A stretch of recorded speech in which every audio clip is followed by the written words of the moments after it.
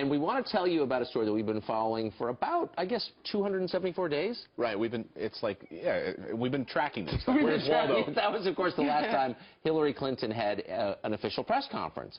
Her campaign has responded by saying, well, she's done a ton of interviews, and it was actually pretty funny. They sent out this thing listing all the interviews she's done. One of them was with Philip Levine, who's the mayor of Miami Beach, Florida, and a really good guy. We have him on the set all the time. But he's a friend of Hillary Clinton. He's a Clinton supporter. I remember a few weeks ago she had that kind of pseudo press conference at the journalism conference, which they were giving her hugs and practically throwing flowers on stage and applauding her and giving her softball questions.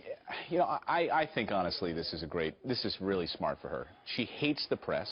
Yes. She marginalizes the press. There's a fascinating piece in Politico this morning, actually, that breaks down about all the ways that her campaign goes to great lengths to marginalize the press. When she shows up at events, they're sort of kept 400 feet, away. They're kept in a separate house when she's at events.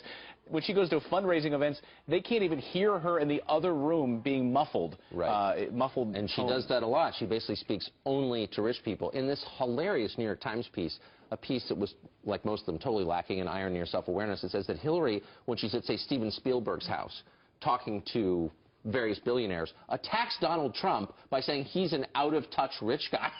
Right. And she addresses a room of out-of-touch rich But don't worry people. about it. Don't worry about it, Tucker, because she is going to hold press conferences, and she'll hold them when she's president. Listen to Brian Fallon. Take a listen. I think I could safely commit that as President Hillary Clinton would hold press conferences, but the frequency of them is something that I think is something that would just play out as time went on.